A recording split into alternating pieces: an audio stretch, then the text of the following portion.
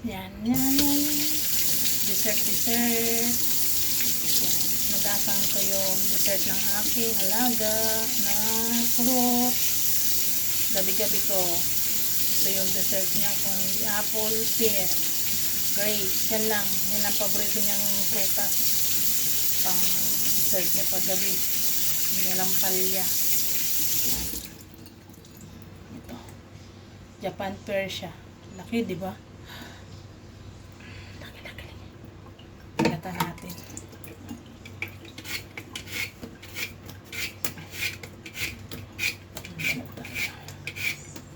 Parang bola. Yung dessert ng aking alaga. Hindi pwedeng hindi mawala to. Prutas sa gabi.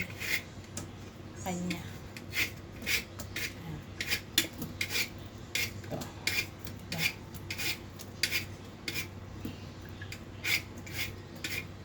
Pag pinalatan ko na to, kailangan hindi ko na siya hugasan kasi ayaw ng alaga ko na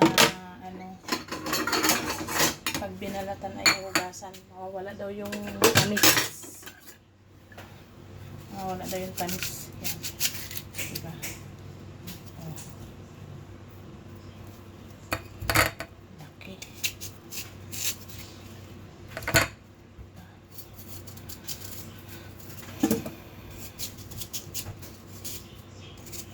Wala tayo. Ayan na siya.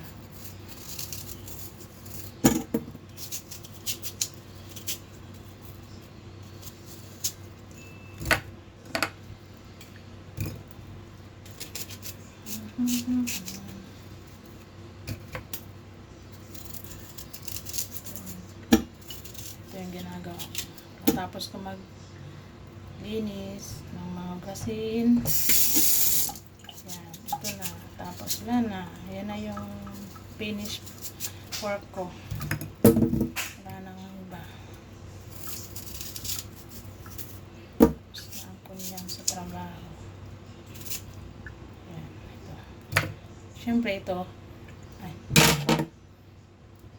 Siyempre, itong akin. Akin na lang yun. Diba? Alaga ko na to. Bebe, get your pear! Lagay ko lang dyan. Okay na yan. Kunin na yan. Bye-bye. Thank you for watching.